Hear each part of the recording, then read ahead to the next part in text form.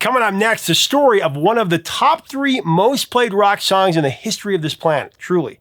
It was the number 1 smash in the 80s, and a singer wanted to give the song away. He didn't think it was strong enough for the album till he was convinced it was great. I have the co-writer of this song with me today, who happens to be one of the most successful songwriters in history.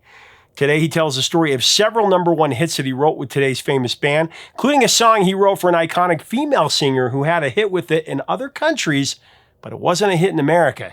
He knew the song was special. He was kind of frustrated, so he took it and he put new lyrics over it, and he turned it into a rock song. It was a dance song, and it became a smash.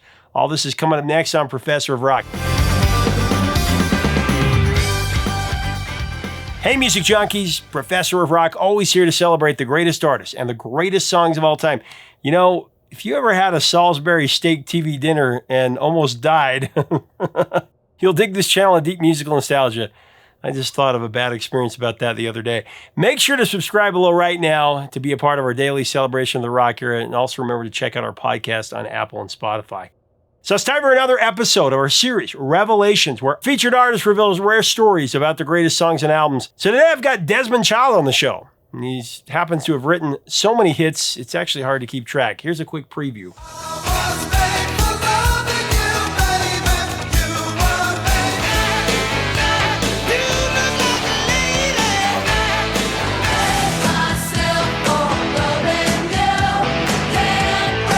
So when he co-wrote 2 number 1 rock classics that put Bon Jovi on the map and made them the number 1 band of the late 80s in terms of sales, it was a pretty cool story. They wrote him in Richie Sambora's mom's basement, and in fact, Jon Bon Jovi initially didn't think that Livin' on a Prayer was strong enough. He actually almost gave it away. Then there was the vocal that he nailed in the studio, but could never quite be replicated again, that high part at the end.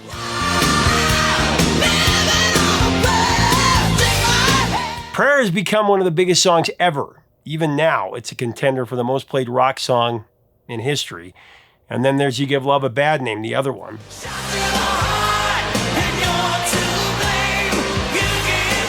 Initially written as a disco-type song for Bonnie Tyler. It's called If I Were a Woman and You Were a Man.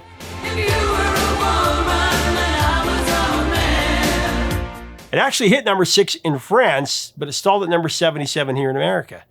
Desmond knew the song was better than that, so get this. He took the song and rewrote new lyrics to it. He made it a rock song, and a few months later, Bon Jovi made it a number 1 hit.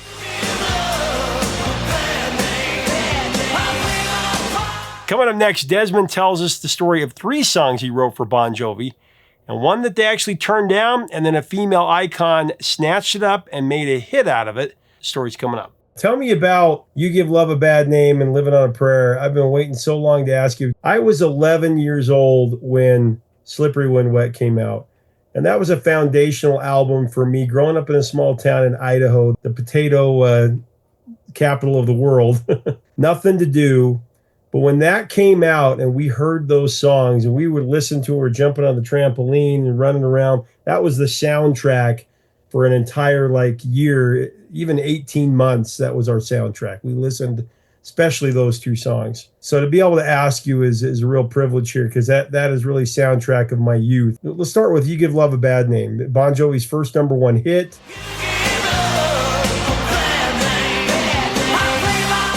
Went to number 1 November 29th, 1986. And, it's kind of interesting because the chorus was, as I understand, was originally Bonnie Tyler's song. And you definitely used it to full effect on You Give Love a Bad Name. Tell me about that. Let's go back a little bit. Jim Steinman had reached out to me. I had never met him. And I had sent him a song called Lovers Again for Bonnie Tyler. And he loved it and he cut it with her.